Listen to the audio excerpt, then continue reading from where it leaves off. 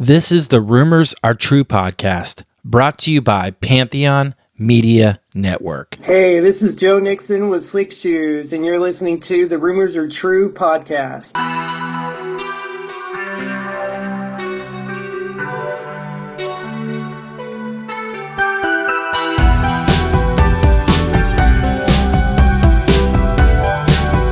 Welcome, this is Jeremy Allen Gould, and I'm coming to you today to confirm between God and of man that the rumors you have all heard are true.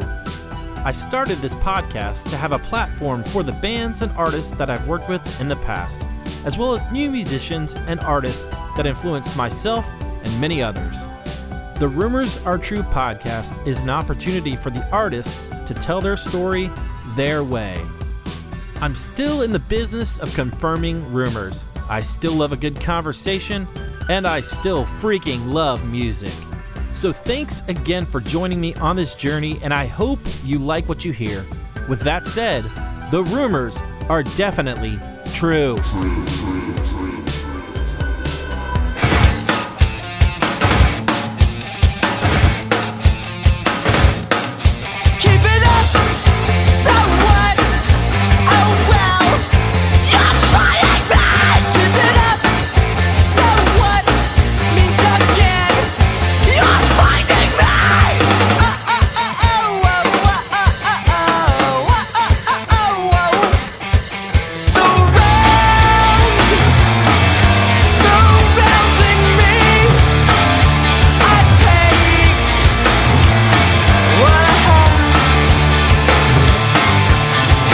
Hey, welcome to this latest episode of the Rumors Are True podcast. My name is Jeremy, and today I welcome Christopher Lewis. You know Christopher from the band the Kinison. Awesome conversation with Christopher, so honored to have him on the podcast to tell me about his journey through music as well as his upcoming future. So I hope you enjoy this latest episode with Christopher Lewis. Chris, what is up, my friend? Thank you so much for coming on the podcast. My pleasure. Thanks for having me. It's nice to reconnect with you. Our paths crossed in the past, so this is really cool. Yeah, absolutely, man. Yeah, it's really cool as well. I'm glad Tim from Sweet Cheetah hooked us up, and it's really cool to again reconnect, like you just said. Anyone who Tim is in Tim's orbit is salt of the earth. Tim is the sweetest guy in the world. So the moment that any suggestion comes from Tim, I'm like, yes, that's awesome. That's sweet. Tim's amazing. Did you use him when you guys were a band back in the day as well? No, but what's funny is that we had an unreleased song that Sweet Cheetah actually released last year unexpectedly. It was a B-side that had never come out for the Kinison, and Sweet Cheetah put it out on April Fool's Day. It was almost like, is this real? Is it not real? Because at the time the band was still completely defunct and broken up, So but Tim did some PR. I released some solo records between 2020 and 2024. I did some solo stuff. He did the PR, and he also did Sweet Cheetah Records released 2 of those. Oh, cool. That's awesome. I love hearing that. Tell me what's going on in your world, Chris. Tell me what's new in your world. Well, after 20 plus years, the Kinison has reunited. Something that maybe 18 months ago I would have not predicted that it would happen. We started chatting about it about a year and a half ago, and it just didn't seem plausible. It just didn't seem like the timing was right. Last year, out of nowhere, we got an inquiry from Battlefield 6. EA reached out, and they're like, "Hey, we want to put, You'll Never Guess Who Died on the soundtrack and in-game experience." Yeah. And we were like, "Oh, wow, that's kind of cool." So we agreed to that. And, that kind of got the 5 of us like chatting again, in group text and kind of feeling out the vibes. Yeah. And then we got a show offer, at the end of last year, and it took us about 6 weeks to really say yes. And I have to say, it's been good vibes this whole time. But we're in our 40s and it's been a while. A couple of us really hadn't even chatted in 20 years. That's cool that you can. And we spent so much time. Yes, we spent hundreds of days together on writing music and touring. So that's like we're playing in May at the Glass House in Pomona, which is really special because we were like almost the house band at the Glass House. Oh. We lived relatively close, and we were good friends with the booker Eric Miles at the time. So like if a band canceled, or if they needed someone last minute, or like there was a national touring act or whatever that needed good support, like we would just be thrown on the bill. The Kinison has played the Glass House probably 25, 30 times. Like it was really like our home-based venue. So we thought it just felt right to do it. If we're going to reunite, to do it back at our home base, at that venue. And it worked out that we found a date that 21 years to the date from the last time we played the Glass House. That's cool. So it's just like, it just sentimental. It just felt right. Like the moons aligned. Yeah. And we did a couple rehearsals like right around the time we agreed to it, and we're like, okay, this makes sense. We're all in good places. The vibes are outstanding, and it's just nice to reconnect as friends too. Oh man, I actually missed you. I didn't realize how much I had fun with you. It's really strange because obviously we're older and more mature, and a couple of us have children. But everyone just kind of fell back into their roles and was really comfortable. It felt natural, and it was almost immediate. Like I just felt comfortable in the room with the other four guys, like off the jump. Like we plugged in, and it was like, oh yeah, I know my role. This feels good. That's cool. But it was really cool. So beyond Kinison, I'm still. I did a couple records, like I mentioned earlier, a couple solo stuff, and then I write often. I publish on my Substack, so and that's like 2 to 3 times a month. I push those. They're like 3,000 to 4,000 word, self-inflatuating, biographical stuff from everything, like from Kinison to childhood to current to whatever. So that's what I got going on. That's awesome, man. That sounds interesting. I love hearing that. What's your Substack website? Christopher Lee Lewis. Okay. You can find me anywhere by just my full name, Christopher Lee Lewis. Instagram, Substack. Like my website is just ChristopherLeeLewis.me. I'm super easy to find. I got you. That's cool. I'll definitely check it out. I'm sure some others will as well. Hey, this is Jeremy with the Rumors Are True podcast. We'll pause for a word from our sponsors. Stick around. You don't want to miss what's next. Let's talk about growing up for you, Chris. Kind of bring me through some of those bands, some of those records and influences, maybe even shows that kind of pushed you in the direction you went in. Well, the Kinison is originally from Oblong, Illinois, so it's a population of about 1,200 people. So we started in the Midwest. I started performing very, very young. I was dancing like at the age of 5, bringing my boom box, my ghetto blaster, and like doing break dancing and stuff. So I've always been a performer. And my first memory of literally being alive was being at my grandmother's house in her mobile home, and laying on a heater vent and listening to a Billy Joel 7-inch. I must have been 2 or 3. Wow. I was like a little kid. But we started playing, me and the 2 guitarists, Bub and AJ. We grew up together. In fact, Bub and AJ, they got babysat together even before school. And then AJ and I went to first grade together. The very first day of first grade, we sat next to each other at the same group that's table. Cool. So we've the three of us have known each other forever, So we started Kinison. I was still in high school. I ended up graduating high school early just to focus on the band.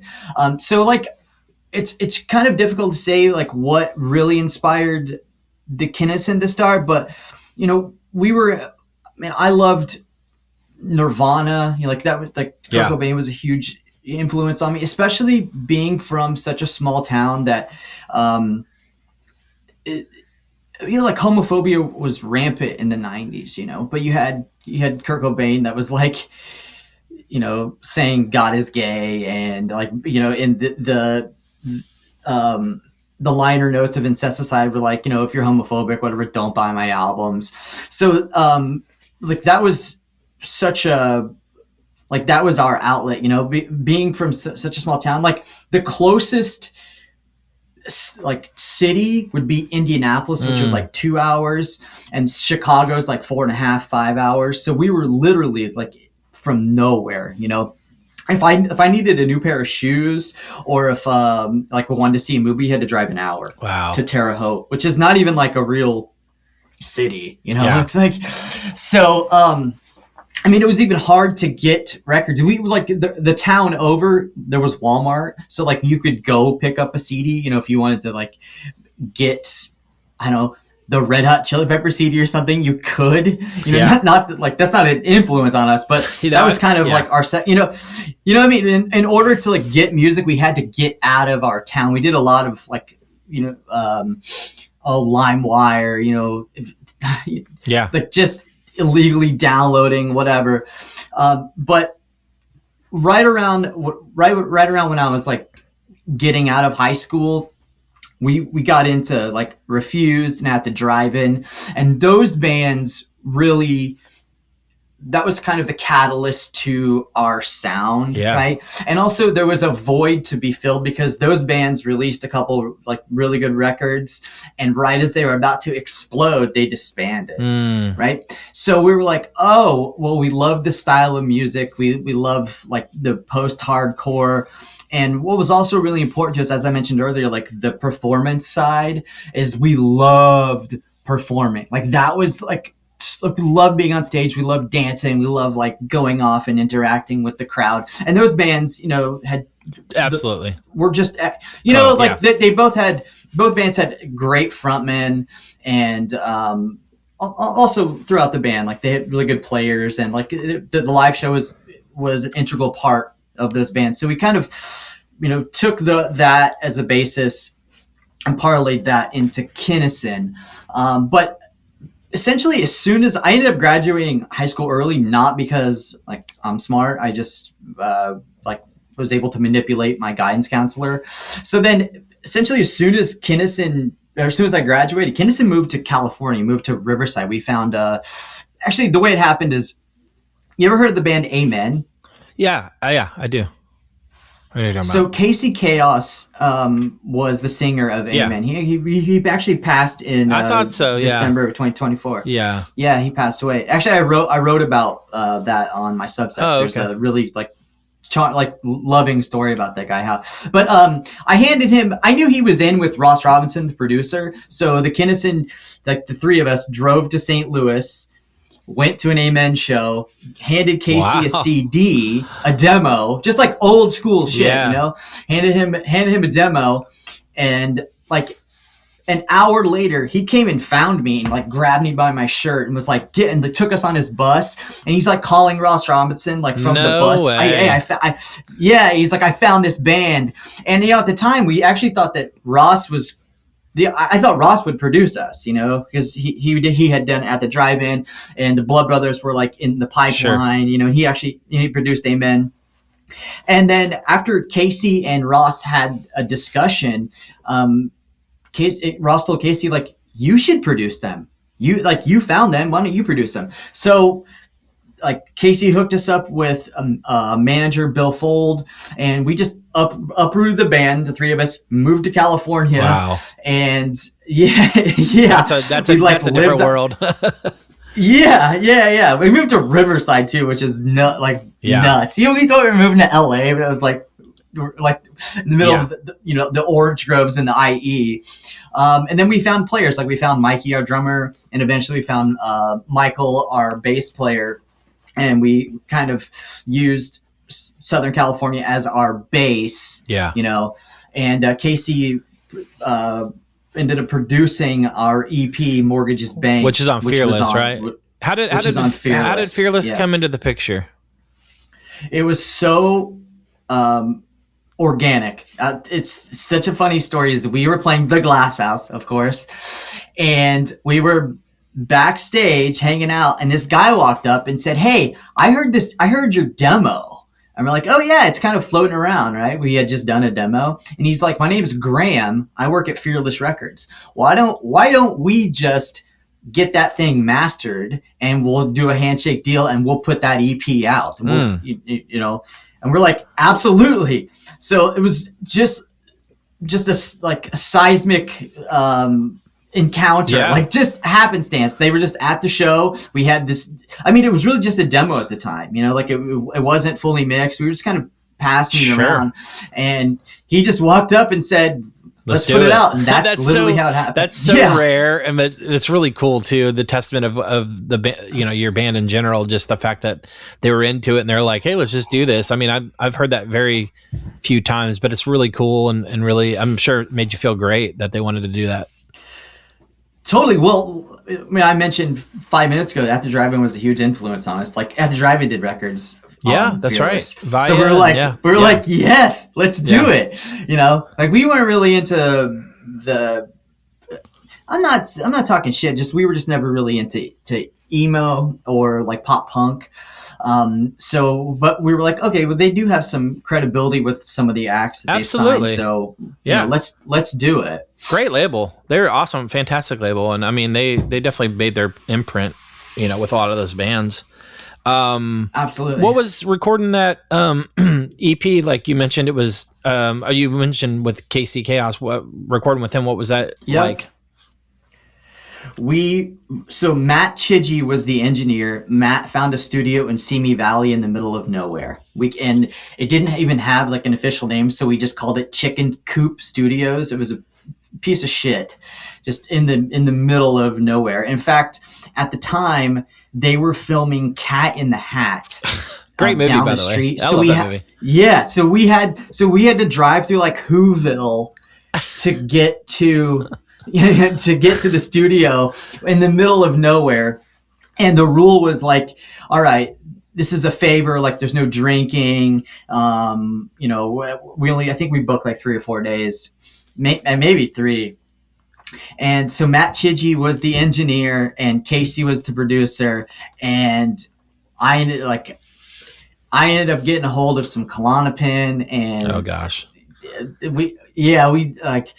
we all drank a lot. Most of us drank a lot, and I ended up getting kicked out of the studio during mixing. It was an absolute blur. It was. I didn't even hear the finished version until like a few weeks later. Like oh my gosh, version until weeks later. Yeah, I got booted out. It was Were you impressed with how it turned out, especially when you were obviously on something? So we ended up remixing it before Fearless released it, right? Sure. So at that point, yes, like once it was remixed, totally. Like there was some like extra production that Casey had added that we were like not super stoked on, because I think Casey's idea was like, let's do this, you know, post-hardcore EP, and let's try to get you like a $10 million record deal or something, you know. We're like, no, we want to be refused, right? So there was like a lot of added production that we weren't like used to, like a lot of studio tricks and effects and shit that we were like, eh. But yeah, once we got it remixed, we were totally happy with it. That's awesome, man. Were you guys touring on this at all, or were you just playing locally? Not yet. We were doing kind of like up and down the coast, like one-offs in like Arizona to Reno or Vegas or whatever. But we hadn't started touring not at that time. We were gigging a ton. Like our rehearsal, like we were playing 7 nights a week, either locally or just rehearsing. Like that was our full-time job. Like I think Mikey probably worked at a coffee shop, but the rest of us were like just dead focused. We wanted to do music full time, and we made it our priority. So we really wanted to get excellent. We wanted to be so good and tight, but before we hit the road. Totally. No, it makes total sense. Kind of, finding out who you guys are and just being able to, work hard to get that craft the way you want it to, the way you want to sound. I'm sure that was really probably wise on your part, just so you didn't go out and, potentially like, not as tight as you might be or something like that. LaSalle and Atlantic. How does this come into the picture? Travis Barker, what the heck? I mean, kind of bring me through that. That's got to be a wild story. Again, happenstance, a complete random encounter. So when we moved to California, our manager introduced us to a photographer named George Campos. And George... Oh, I know George. George. George, he toured with Poison the Well back in the day. Absolutely. Yeah. So Poison the Well and the Kinison shared a manager. So Bill Fold managed both of us. Okay. So George was definitely on tour with us when you booked us. Oh, that's probably where I first met him then. Okay, that makes sense. Yeah. Yeah. Yep. So George was initially a photographer, and he would just shoot us all the time. And he's the one that would drive us to LA to shows. He would introduce us to new music. She'd be like, check out Saddle Creek Records, or he was introducing us to new like cool music. And he got hired to do a photo shoot for Famous Stars and Straps. Okay. And we, like I mentioned earlier, like we were dead focused on music. So we were broke, right? But George would hire us as assistants, so a cameraman assistant. So we would like carry his bags around or like help him set up the shoot or whatever. So he asked me like, hey, I'll give you $50, carry my bags, come with me to this photo shoot I'm doing for Famous Stars and Straps. Cool. I'll make $50 for 3 hours, helping George out. As the shoot's going on, we notice like a couple, bodyguards, security guards walking down the street. And as they get closer, I notice, oh, that's Travis Barker with them. And we didn't, I had no idea, Travis was the owner of Famous Stars and Straps, but I didn't know he would be at, the photo shoot. So we're just going about our business. The shoot's going on, as the shoot is winding down, Travis and I get in a conversation, and I'm like, "Oh, I'm new to California." He's like, "Oh, what are you doing here?" I was like, "Oh, I'm in a band." "What band is it?" "The Kinison." He's like, "I've heard of the Kinison. You guys play all the time, like around the IE." And I'm like, "Yeah. We've only been here a couple months, but." And so he and I connected, and he's like, "Just let me know like when you're gonna play." And we were thinking, "Yeah, right, whatever." But we reached out, and he started coming to like our shows all the time. That's nuts. Yeah. He would like come. We'd give him our dates, whatever, and he started coming all the time. Like if he wasn't on tour, he would be there. And then eventually he's like, "I really like your band." He's like, "We got to keep this quiet, but hey, I'm working on my own record label. And once I get my imprint done, I want you guys to be the first band that I sign." And we're like, "No way. Like this cannot be real." Right. And we just, took him for his word, right? He's like, and I remember he was chatting with, maybe it was Virgin or maybe it was Capital or whatever. And in this time,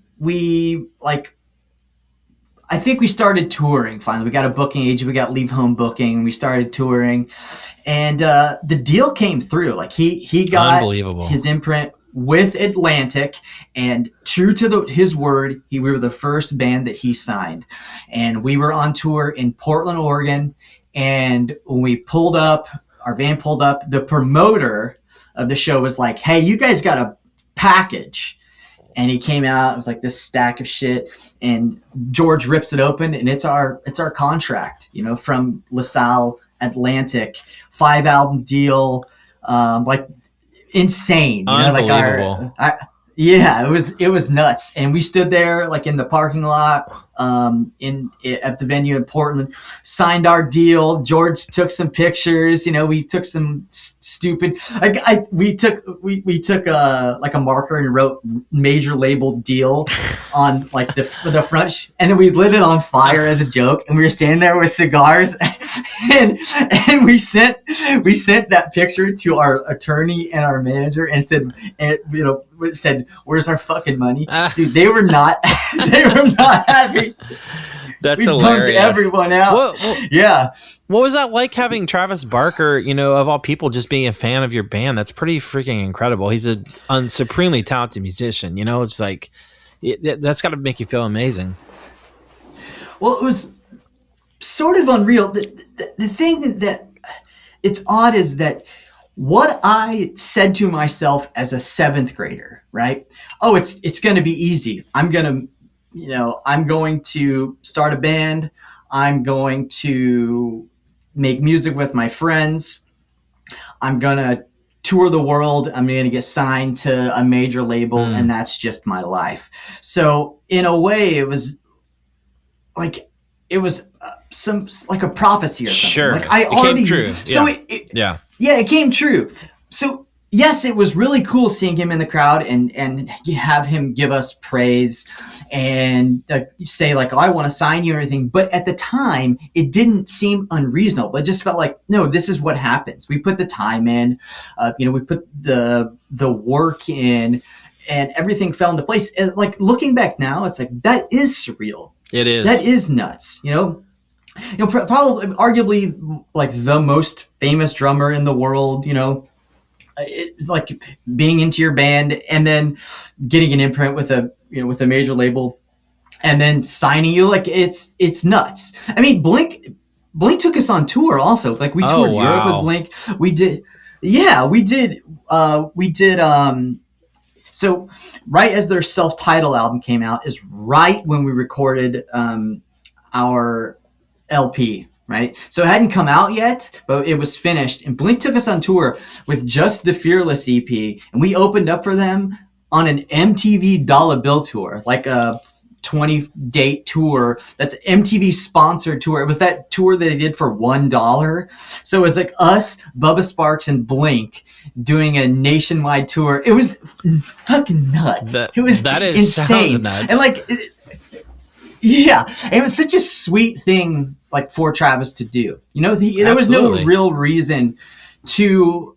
We weren't even supporting the record yet. But he took us out and just nuts. Like we had already been touring, but playing in front, and there was relatively it was theater, so it was relatively small. It was like what 2,000 or 3,000 seaters, but still like. That's huge. That's huge. Nuts. Yeah, absolutely, man. Yeah. Well, you mentioned the full length. What are you listening to? Kind of bring me through recording that record and thoughts, memories from that time, and what that was like for you.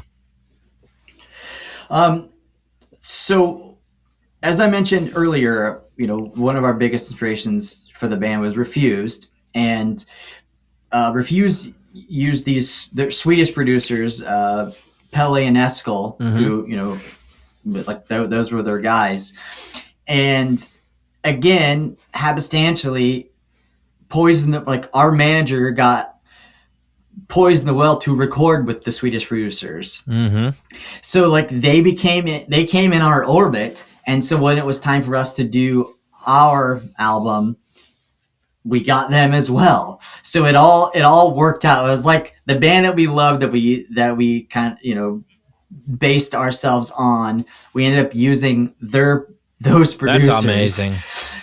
Yeah. So at the time, Travis was living in Corona, California, and was moving. So he moved out of his house. So he had an empty mansion. It's literally the house from his MTV Cribs was empty. And he said, "Hey, why don't you guys just move in there? Oh my gosh. Take 5 weeks, and the producers will move in. I have a new Neve board." So he retrofit the entire house. He had Disney soundproof the place, and the whole band moved in with George, and the producers flew over from Sweden, and we turned his house into a studio. And we took 5 weeks and like pre-production to during the entire recording process in Travis's house, like like empty mansion. That sounds like that sounds like a crazy fever dream. Like it was, and our management, like there's a couple of us that were known partiers too. So we got locked up. Like the idea was, all right, you guys just go focus on this for a month. Like no outside distractions. We're not going to focus on playing any shows or anything. Go record the album that Travis is going to let you know, with no intervention, right? There's not going to be an A&R guy in the studio with you. Just get with the producers and like just kind of be locked away. Sure. So like there were rules, like no drinking, supposedly, like no house guests, whatever. But we ended up being friends with. There was like like an estate, someone who oversaw the house, like the house manager, and we ended up like becoming friends with him. And then like knowing where the cameras were, so we could sneak people in and out, go get booze without being seen.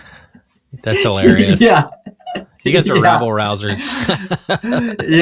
Yeah. That's awesome. But it was cool. The recording process was awesome because the Swedes like to record like a 9 to 5 type thing. Yeah. So we got up kind of early. You would have breakfast and push record at 9 a.m. and not work too late. And they liked that flow of like being fresh in the morning and not burning midnight oil. Sure. And none of us, like, while we were recording, none of us were partying. Like we took it very, very seriously, but afterwards was a whole different thing. After we're done for the night, we've had dinner, like that's when we start sneaking people in or going out to to get the booze. Yeah, that's hilarious. It's such a cool experience. I bet. I mean, a couple knowledgeheads like who grew up lower class from Oblong, Illinois, living in a mansion and recording like an album on Atlantic Records at Travis Barker's house with our idol producers. Unreal, man. With the producers, was it obviously amazing to work with, but did this record turn out the way you guys wanted to or envisioned? Probably better. Because they brought ideas of things that we wouldn't necessarily, like tricks and things that we wouldn't have really thought of with our regular producer team, and they were partners. So,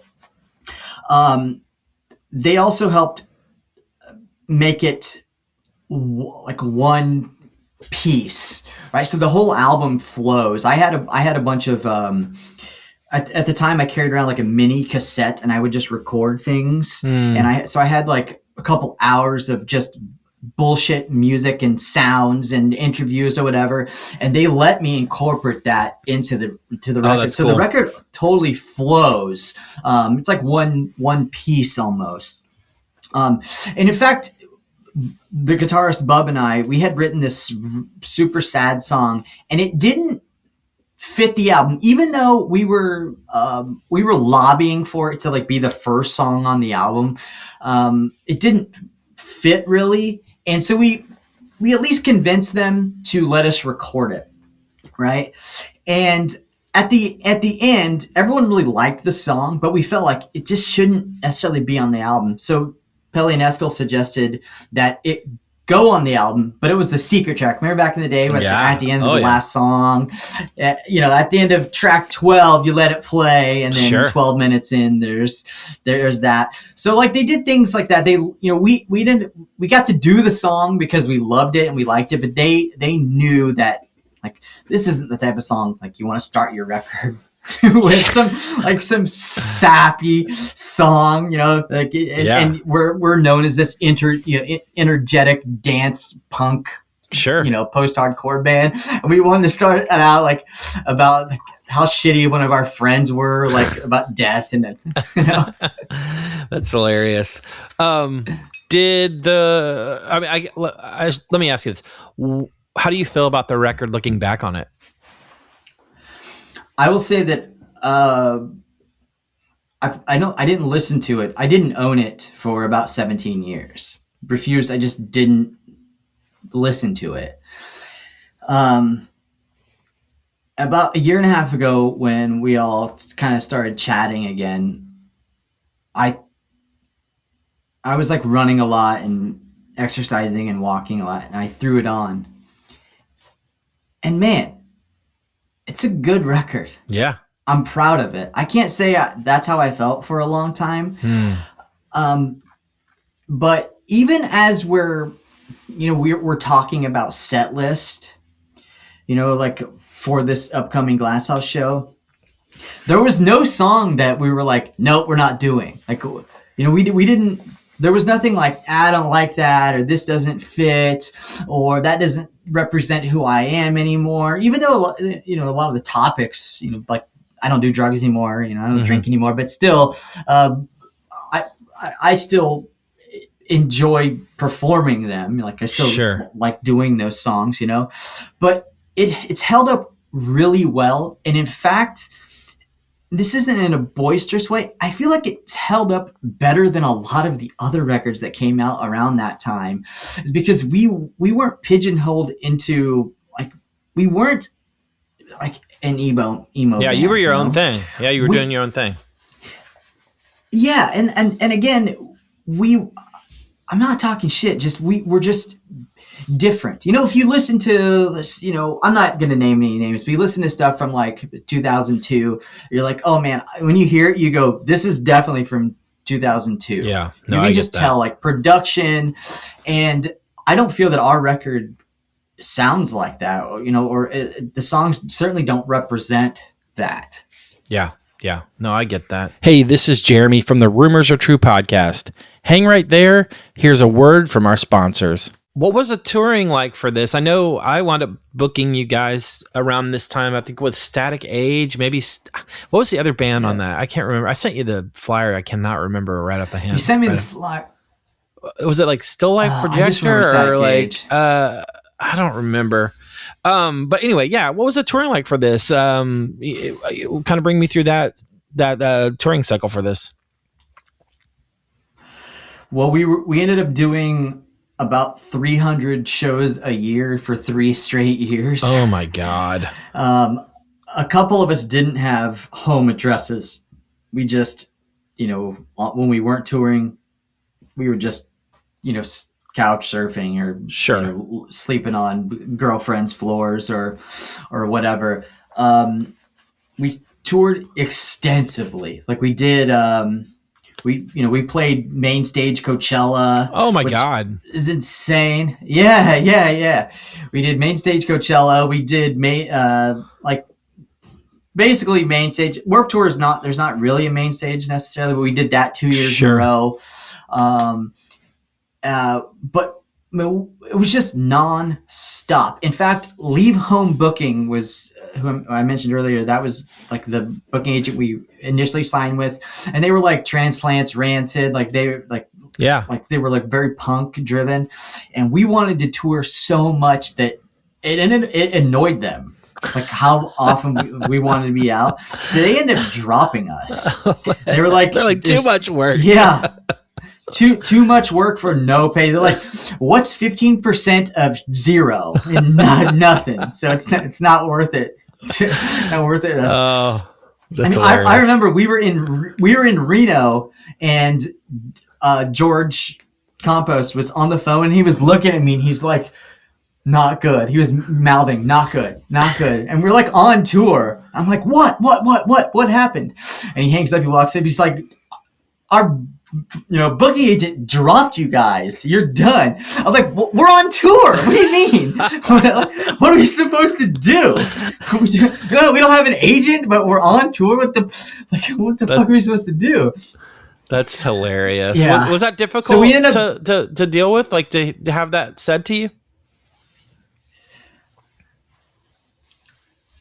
No, I mean, I think the writing was on the wall. Okay. And also we just didn't necessarily fit on the tours that they were putting us on anyway, very appreciative for all the hard work they did, but we're not an easy band to book, Yeah. So I think it was a natural, naturally it was Parting of ways. I mean, they dropped us. Yeah. But we got picked up as a favor right after that by the agency group, which is like the biggest, at the time, the biggest booking agent in the world. But that's just because Poison the Well were on them. So like it was a favor, so the roster was like Britney Spears, NSYNC, Poison the Well, the Kinison, which is just this hilarious. It was so funny. Totally. So, but hey, we got guarantees then, it wasn't like when we were on Leave Home, we would show up and maybe we would get paid, maybe we would get a buyout, maybe not. But when we were on the agency group, like for sure we would make our, $150 guarantee. We would leave with gas money. So that was cool. Like we were stoked on that. Absolutely, man. Well, what brought you to the end of the band? You talked about, obviously having these thoughts and these ideas to want to make this your life, and you signed, a 5-album contract with the label. What brings the band to the end? Touring. I almost was guessing that because you said 3 years in a row. I'm like, Burnout City, probably. Yeah. So we did Warped Tour in 2005. And by the end of that tour, we were pretty fractured. And we never toured in a bus. So we always did van and trailer. So imagine the 5 of us with George, maybe a merch guy. Maybe like we never really had techs. So 6 or 7 people in a van. In the midst of summer, 2 years in a row doing Warped, and on top of 200 other dates. So that Warped Tour ended, and as soon as Warped Tour was done, Atlantic wanted us to start submitting demos for our next album, for our sophomore release, right? And they didn't play any role in the first album. Like no one heard a second of it until it was done, right? So the A&R wasn't involved, Travis wasn't involved. It was like we just delivered them a finished product, right? Well, this time was different. They were like, "Hey, we want to hear demos, and we want to hear like what a potential single looks like," and that turned us off. That was just kind of gross and didn't feel good. And we were actually going to Sweden. So we had like a couple of months to work on demos, and then we were going to fly to Sweden to record the sophomore release with the same producers, the same Swedish producers. And I was fried. I was burnt. I was so burnt out, and I had moved away. The 4 other guys stayed like in the Redlands Inland Empire area, and I moved to LA. So I was disconnected from them a little bit, and when I would meet up with them and hear like what they're working on, I was uninspired. Like in fact, I was listening to like Wilco and Brian Jonestown Massacre and Black Rebel Motorcycle Club. It's like I was more exploring and writing my own music, Sure. And what I should have done, and looking back, I quit is what happened. It's wow. I don't want to go to Sweden. I'm burnt out. I'm fried. I don't want to do this new album. And so it was my bad. Like I pulled out, and they just decided not to continue. Like once I quit, but I wish someone in the camp, either management or maybe George or anyone, from the band would have been like, hey, let's just take a timeout. Exactly. Let's just take 2 months. Let's just take 3 months and reevaluate things. Because as soon as I quit, like that was it. Contract was void. Like management was done. Bub moved to Illinois. There was like no resurrecting. There was no cooling off period. Like I was done and that was it. Like things were over immediately. So I wish there would have been, I wish I would have had the maturity to say like, hey, I need some time. Yeah. But that's not how it happened. I quit. That was it. And then it took 20 plus years later for the 5 of us to start talking. Unbelievable, man. That's crazy. Yeah, I mean, I know that's tough to kind of be in that position, just burn out, being in a van all day with these dudes, which are probably great friends of yours, but people get on each other's nerves, and all this culmination of things is what it sounds like is kind of what brought the band to the end. Did you feel like, hey, I was Chris from the Kinison? What did that feel like? Were you on to the next thing? Were you just like over it, or were you kind of was it tough for you to deal with? Hey, my band's done. What was that like? It's a great question. We played Coachella, and then 2 years later, I was working Coachella. I was an artist driver. So it was so humbling. I never had the like, I deserve this or I'm owed this or whatever. Like it instantly humbling. Yeah. Like I went from being driven to the stage to driving Prodigy to the stage, or like I went from the artist to artist relations. I had a golf cart with my name on the front, driving around, like, and I worked like a warehouse job too. Like I quit Kinison, and like 6 months later, I was pulling parts at a plumbing warehouse. Like shit, like went fast, really fast. I started other bands. I was in a band called Pioneers. We gigged in LA, and we did a record. But yeah, it was nuts. It was like the rug was like immediately pulled out, and that was it. Like it was done. Done. That's crazy. Done. That was yeah. That's crazy. You mentioned doing some solo stuff. Kind of bring me briefly through your solo stuff. Yeah, in 2020, I released a record under the moniker Lewis, just Lewis. Paul Fig produced it. Paul Fig has produced like Jerry Cantrell. He's engineered Deftones, Code and Cambria, Alice in Chains. And Paul was in Amen, who we mentioned earlier. And then so Paul and I had, 15 years of friendship going on. So he produced my album. And then after that album came out, it just felt like natural for him to join the band. So he joined Lewis and became the guitarist. Then we wrote another album together called Growing Pains. And it came out, that was 2023. So he produced it and played guitar on it.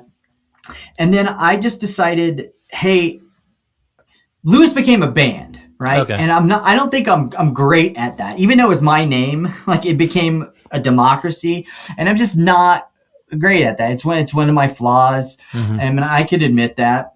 So I was like, even though it's called Lewis, I want to do my own thing. So then I wrote and recorded my own albums at home, right here in this room, and called it Christopher Lee Lewis. Okay. So, and those both came out on Sweet Cheetah. It's not a double album. They came out like 6 weeks apart, but it is a double album. It started out, the first record's called They Haven't Figured Out What's Wrong With Me, and the second record's called They Still Haven't Figured Out What's Wrong With Me, and they bookend each other. Like they were written at the same time, recorded at the same time, but came out 6 weeks apart. And Tim at Sweet Cheetah, he put the records out, and he did the PR for it. That's everything. cool.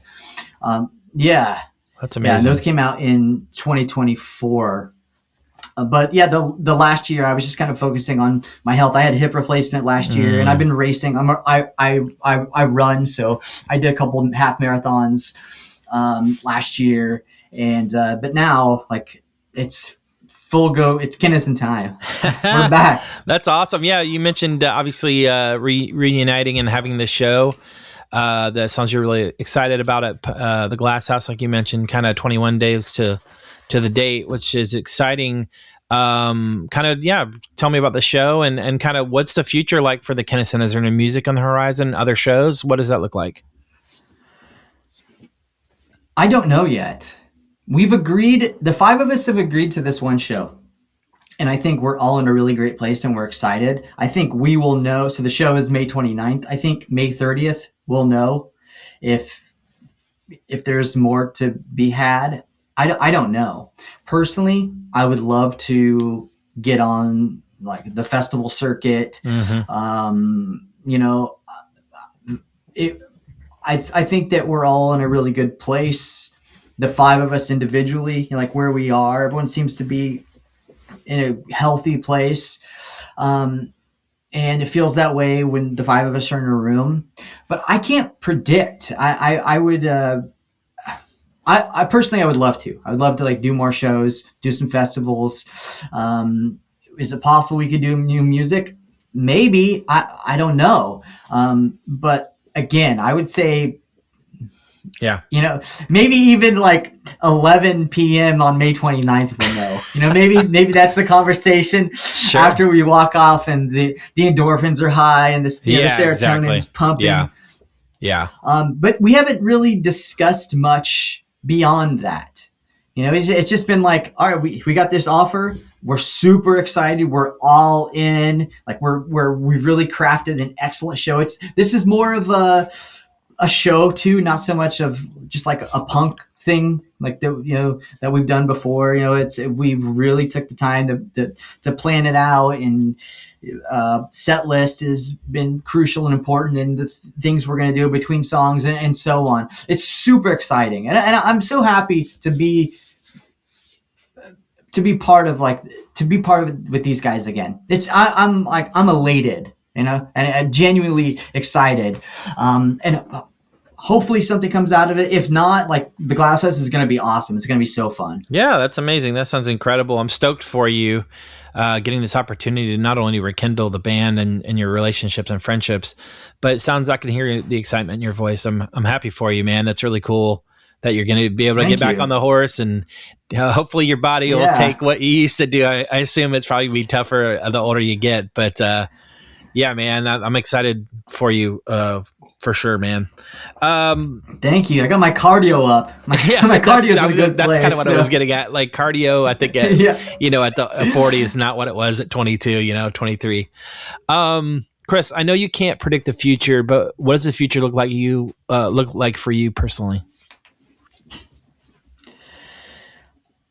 5 years ago, I would have said, maybe I would continue doing these solo albums, and my kids are teenagers. My kids I'll be an empty nester in a couple years, and maybe I'll move to a college town and be part of like a small music scene. But now, like what would be best case scenario would be like if Kinison could continue, do festivals, maybe a couple tours, maybe new music, while I continue to I continue to write every day, right, and tell my personal stories. They're meant to be a little tongue in cheek and funny, and adhere to the keyboard. That's kind of part of what keeps me grounded and mentally healthy, is just plugging away, just typing when time doesn't exist. Right? So that would be, if I could predict best case, that would be it. It's like, let's continue doing this, at least part-time, maintain friends and friendship, play some shows, and just focus on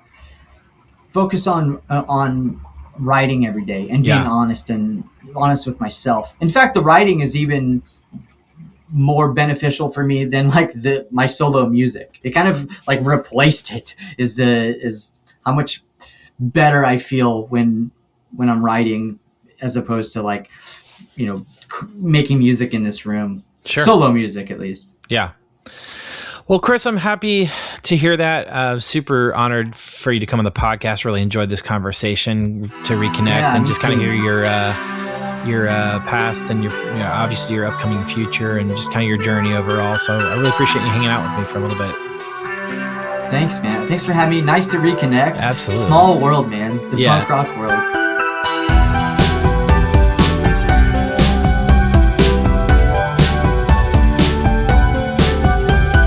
Hey, thank you, listener, for tuning in again. And again, I really, really appreciate it, guys. It's been an honor to be on this journey with you. So thank you for that.